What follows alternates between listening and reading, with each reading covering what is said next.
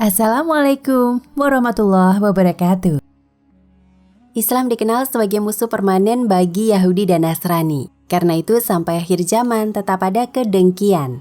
Ide mendirikan negara Yahudi dalam perkembangan gerakan Zionis sebenarnya banyak dipengaruhi oleh Theodor Herzl. Dalam tulisannya Der Judenstaat, Negara Yahudi, dia mendorong organisasi Yahudi dunia untuk meminta persetujuan Turki Utsmani sebagai penguasa di Palestina agar diizinkan membeli tanah di sana.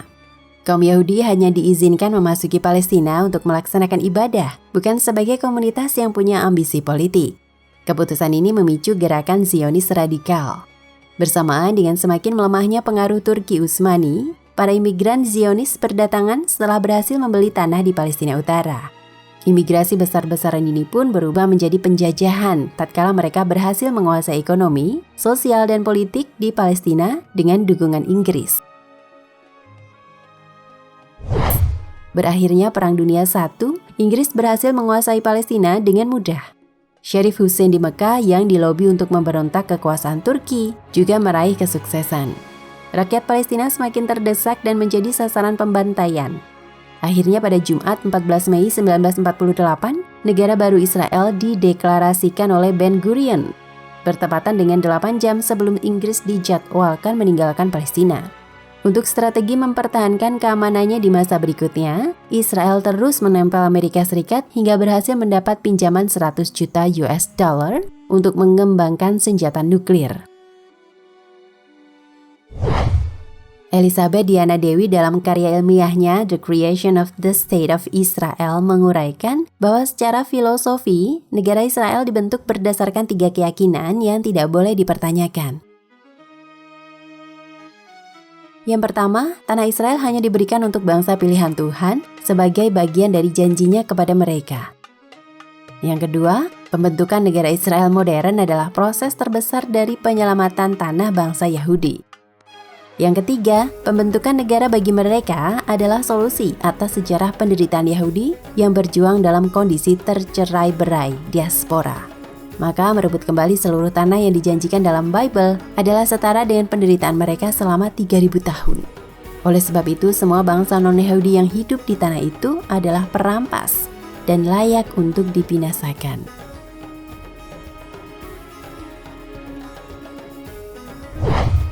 Yahudi dalam Al-Quran.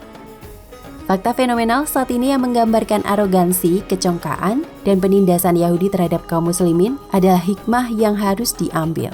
Dan firman-Nya, "Dan telah kami tetapkan terhadap Bani Israel dalam kitab itu, sesungguhnya kamu akan membuat kerusakan di muka bumi ini 2 kali, dan pasti kamu akan menyombongkan diri dengan kesombongan yang besar." Quran Surat Al-Isra ayat 4. Pembunuhan bukan hal asing dalam sejarah Yahudi. Bahkan nabi-nabi mereka seperti Nabi Zakaria dan Nabi Yahya pun dibunuh. Mereka juga mengira telah berhasil membunuh Nabi Isa dan bangga atas usahanya. Tapi Al-Quran membantahnya dalam Quran Surat An-Nisa ayat 157. Inilah diantara makna bahwa yang paling keras permusuhannya terhadap kaum beriman adalah orang Yahudi dan musyrik. Quran Surat Al-Maidah ayat 82. Penolakan janji Allah, Quran Surat Al-Maidah ayat 21 hingga 22 yang memastikan kemenangan jika mau berperang bersama Nabi Musa. Membuktikan sebenarnya Yahudi adalah bangsa penakut, pesimis, tamak terhadap dunia, dan lebih memilih hidup hina daripada mati mulia.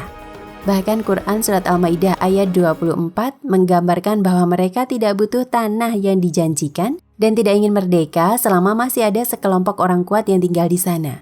Lalu mereka meminta Nabi Musa dan Tuhannya berperang sendiri. Oleh karena itu, Al-Quran menggambarkan bahwa kerasnya batu tidak bisa mengimbangi kerasnya hati kaum Yahudi. Sebab masih ada batu yang terbelah lalu keluar mata air darinya. Dan ada juga yang meluncur jatuh karena takut kepada Allah.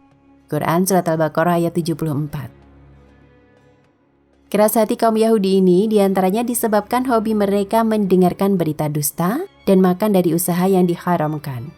Quran Surat Al-Maidah ayat 24.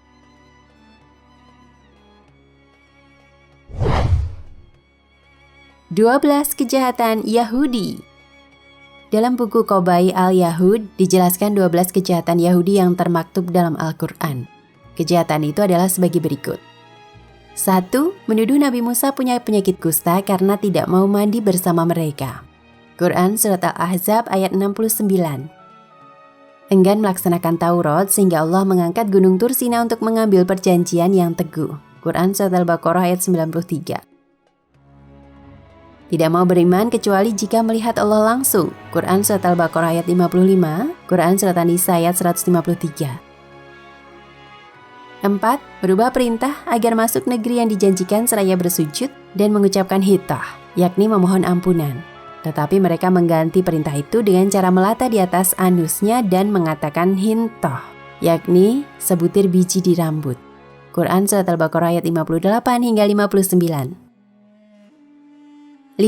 Menuduh Nabi Musa mengolok-olok mereka saat mereka disuruh menyembelih sapi betina.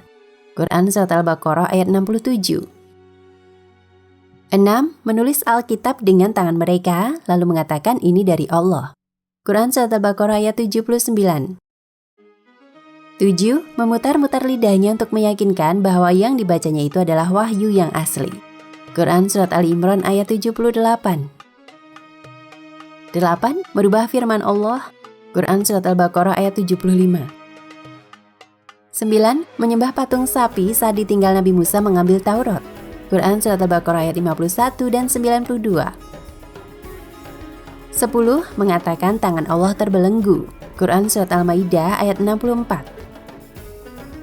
11. Menuduh Allah itu fakir. Quran Surat Al-Imran ayat 181. 12. Menyuruh Nabi Musa dan Tuhannya berperang untuk mereka. Quran Surat Al-Maidah ayat 24. Bani Israel setelah diselamatkan Nabi Musa alaihi salam tetap saja kembali kafir. Di samping itu, sosok Nabi yang seharusnya dijadikan suri tauladan justru dinistakan. Nabi Ibrahim dalam Kejadian pasal 12, 10 hingga 16 dan 21 hingga 14 dikisahkan sebagai orang yang hina, menjijikkan, dan rakus harta benda. Beliau dituduh menjual istrinya yang cantik demi meraih keuntungan.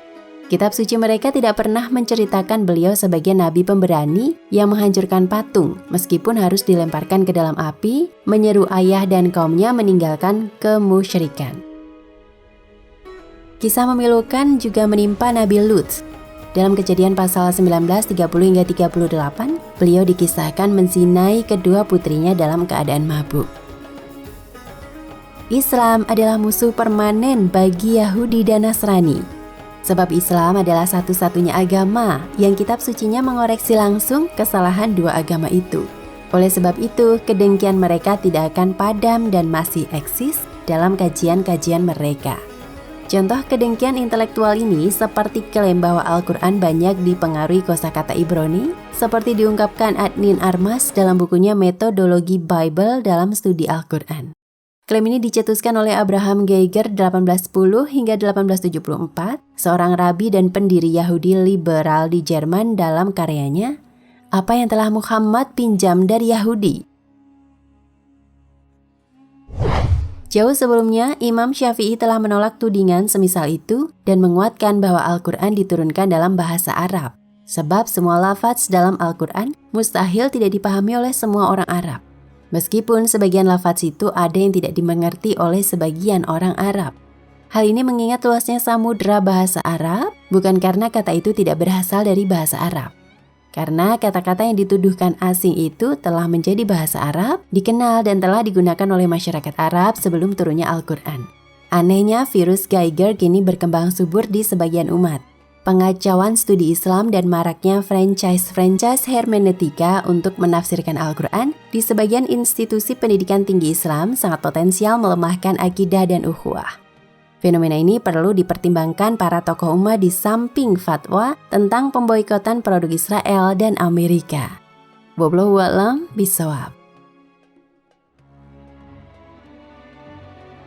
Nah, pemirsa Ensiklopedia Al-Fatih, sampai di sini perjumpaan kita kali ini. Semoga menginspirasi.